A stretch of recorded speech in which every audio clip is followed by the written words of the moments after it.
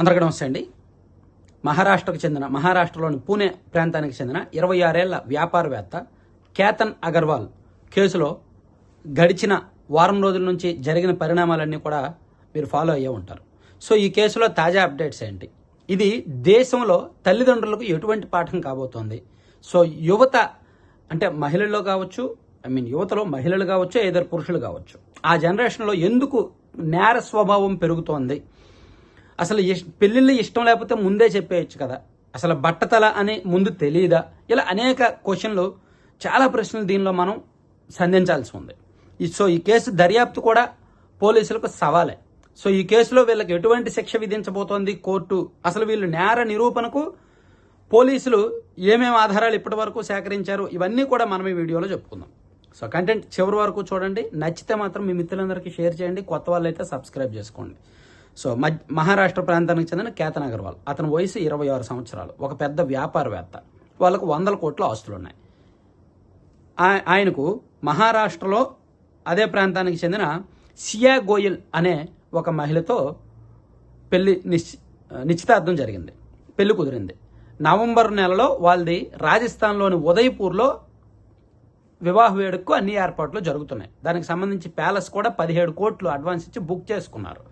చుట్టాలు బంధువులకు అందరికీ కూడా సమాచారం ఇస్తున్నారు, పెళ్లి అంగరంగ వైభవంగా చేయడానికి సిద్ధమవుతున్నారు.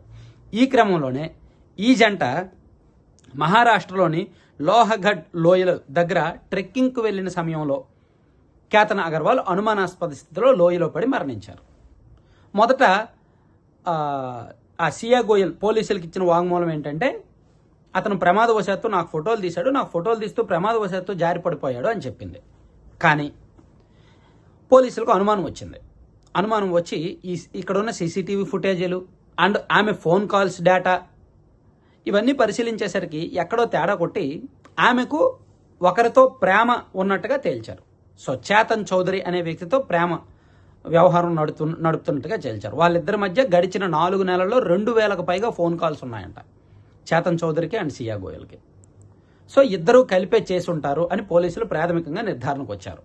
ఎందుకంటే అక్కడ వీళ్ళిద్దరూ ఒక ఫోర్టుకు వెళ్తే అక్కడికి చేతన్ చౌదరి రావడం, ఇద్దరూ కలిపి తరచూ ఫోన్లో మాట్లాడుకోవడం, అండ్ మనిషి లోయలో తోసేస్తే ఏం జరుగుద్ది, దాన్ని ప్రమాదంగా ఏ విధంగా చిత్రీకరించాలి అని చేతన్ చౌదరి ఆల్రెడీ గూగుల్లో సెర్చ్ చేయడం, ఇవన్నీ కూడా పోలీసుల అనుమానాలకు బలాన్ని చేకూర్చి పోలీసులకు ప్రాథమిక ఆధారాలుగా చిక్కాయి.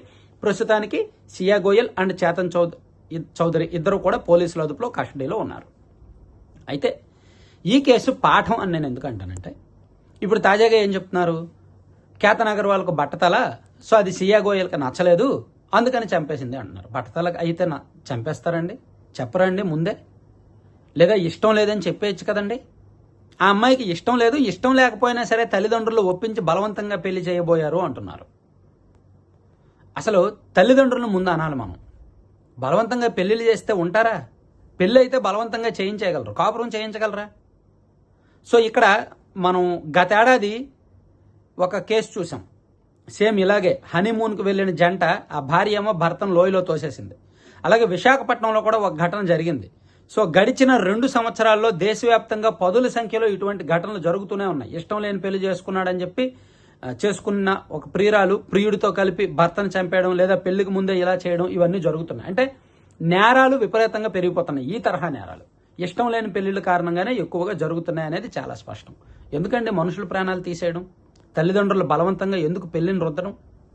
సో ఈ విషయంలో 1-2 సార్లు ఆలోచించుకోవాలి తల్లిదండ్రులు కూడా, లేకపోతే ఈ కేసులో తల్లిదండ్రులు కూడా దోషులుగానే మిగులుతారు.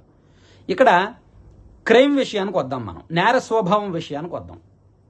ఇక్కడ ఆ అమ్మాయి మాత్రమే నేరస్తురాలు కాదు, చేతన్ చౌదరి అనే వ్యక్తి కూడా నేరస్తుడే, ఆ అమ్మాయి ప్రియుడు. నేరం స్త్రీ పురుష భేదాలు ఏమీ ఉండవు. నేర స్వభావం స్త్రీల్లోనూ ఉంటుంది, పురుషుల్లోనూ ఉంటుంది. ఒక్కోసారి పురుషుడు సహకరిస్తే స్త్రీ చేస్తుంది, ఒక్కోసారి స్త్రీ సహకరిస్తే పురుషుడు చేస్తాడు. సో ఇద్దరు అంటే ఆ స్వభావం ఉన్నవాళ్ళు ఎవరైనా క్రిమినల్సే, క్రిమినల్ మైండ్ ఉన్న వాళ్ళు క్రిమినల్ మైండ్ ఉన్నట్టే. సో ఈ కేసుని నిరూపించడానికి పోలీసుల దగ్గర ఆధారాలు ఉన్నాయి.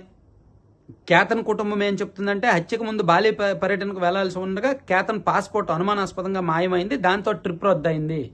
అంటే ఒకవేళ వీళ్ళు బాలి వెళ్తే అక్కడికి చేతన్ చౌదరి వెళ్ళలేడు కదా, అందుకని అతని పాస్పోర్ట్ అనుమానాస్పదంగా మాయం చేసి బాలి అవసరం లేదు, ఈ లోహగఢ్కి వెళ్దాము అని చెప్పి తీసుకువెళ్లారు.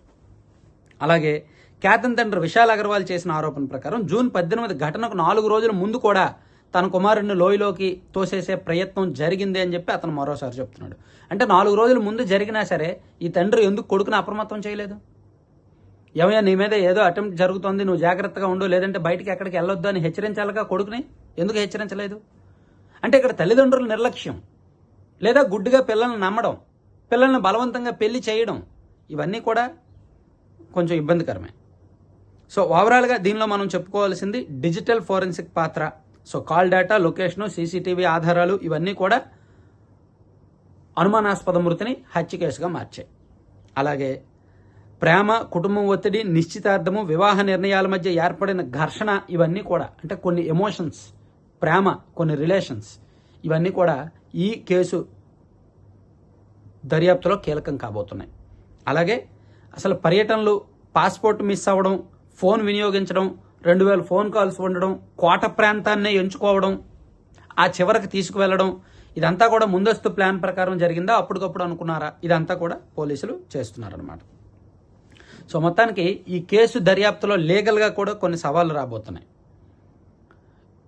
కోర్టు వీళ్ళకి ఎటువంటి శిక్ష విధించబోతోంది అనేది కూడా చాలా కీలకం కాబోతోంది. సంఘటనకు ప్రత్యక్షంగా చూసిన స్వతంత్ర సాక్షి ఉన్నారా లేదా? ఎందుకంటే సాక్షులు, ఆధారాలు రెండూ ఉండాలి. ఇప్పటి వరకు ఎవరు కూడా ప్రత్యక్ష సాక్షి రాలేదు. అలాగే phone call record, CCTV, location data, ప్రవర్తన ఆధారాలు అన్నీ కూడా కోర్టు ప్రాథమిక ఆధారాలుగా చూస్తుందే తప్ప పూర్తిస్థాయి ఆధారాలుగా అంగీకరించదు ఈ టెక్నికల్ ఎవిడెన్స్ వేటిని కూడా. సో భారత న్యాయ వ్యవస్థలో కొన్ని క్రిటికల్ కేసులు ఉన్నాయి. సో ఇటువంటి క్రిటికల్ కేసుల విచారణ సందర్భంగా ఈ ప్రాథమిక ఆధారాలనే పూర్తిస్థాయి ఆధారాలుగా భావించాల్సి ఉంటుంది. అలా ఒకవేళ ప్రాసిక్యూషన్లో పోలీసులు నిరూపించగలిగితే మేబీ వాళ్ళిద్దరికీ పూర్తిస్థాయి శిక్ష పడవచ్చు. సో అనుమానం బలంగా ఉండొచ్చు, కానీ అనుమానం మాత్రమే శిక్షకు ఆధారం కాదు. వాళ్ళిద్దరు చేశారని అనుమానం ఉంది, దానికి సంబంధించి లొకేషను, కాల్ డేటా మాత్రమే చూపిస్తున్నారు. సో ఇది ఆధారం కాదు కదా అని వీళ్ళ తరపున, నిందితుల తరపున వాదనలు కూడా బలంగా ఉండొచ్చు, డిఫెన్స్ వాదన కూడా. సో మొత్తానికి ఈ కేసు అంత ఈజీగా అయితే సాల్వ్ చేయలేరు. చూడాలి, దేశం మొత్తం నాకు తెలిసి ఈ కేసును ఫాలో అవుతుంది. వాళ్ళకి ఎటువంటి శిక్ష పడుతుందా అని ఫాలో అవుతుంది. వాళ్ళకి చట్ట ప్రకారం ఎటువంటి శిక్ష పడినా పడకపోయినా మనం ఏం కోరుకోవాలంటే తల్లిదండ్రుల్లో మార్పు రావాలి. పిల్లలకు బలవంతంగా పెళ్లి చేయొద్దు. ముఖ్యంగా ఆడపిల్లలకు బలవంతంగా పెళ్లి చేస్తే మాత్రం వాళ్ళు ఇటువంటి నేరాలకు పాల్పడడానికి ఏమాత్రం ఆలోచించడం లేదు, సంకోచించడం లేదు. జనంలో నేర ప్రవృత్తి పెరిగిపోయింది. అది ఆడవాళ్ళు కావచ్చు, మగవాళ్ళు కావచ్చు, పిల్లలు కావచ్చు, పెద్దవాళ్ళు కావచ్చు, నేర ప్రవృత్తి పెరిగిపోయింది. ముఖ్యంగా గడిచిన 3-4 సంవత్సరాలుగా ఎక్కువైపోయిందనమాట. సో కాబట్టి కాస్త జాగ్రత్తగా ఉంటే మంచిది. Thank you.